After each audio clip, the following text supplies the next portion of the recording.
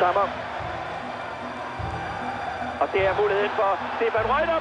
Og den er godt kommet ud af Peter Schmeichel. Flemming Poulsen, godt spillet. Brian Laudrup, Henrik Larsen går med på venstrekanten. Vilfort kommer ind på midten. Flemming Poulsen, der skal falde, og det er Vilfort. Men også Bodo Igner. Op og kig. Og det er en afslutning, som bliver pareret af John Jensen. Klinsmann. Og afslutning på Klinsmann. Godt taget, Peter.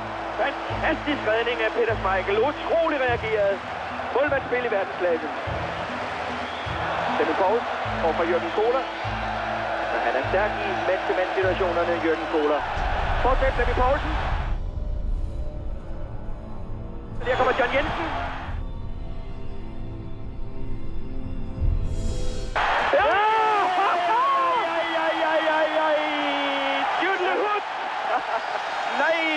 Nej.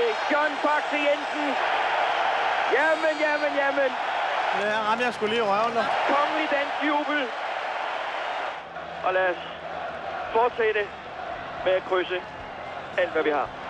Der skal virkelig arbejdes hårdt, for ingen tvivl om, at tyskerne kommer nu med fuld damp, fuld kraft.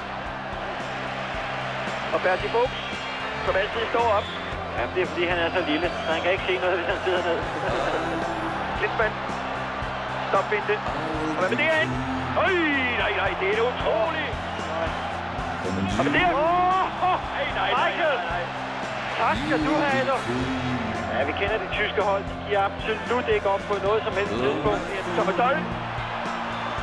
Og igen kommer Schmeichel ud på parkeret, den er ikke væk. Det er lidt i knibe, men det er også en stor målene. Og det må være utroligt irriterende for de andre hold at føle, at vi har helt spillet, og vi angriber. De danser, de scorer altså målene. Schmeichel med en hånd. Nej. Det kan ikke klippe nu. Er du pessimist? Jamen, jeg er ved at gøre noget inde i bukserne i øjeblikket. Og Vilfort. Vilfort endnu. Og der giver Vilfort. Ja. Hund. Det er en døgnstræb.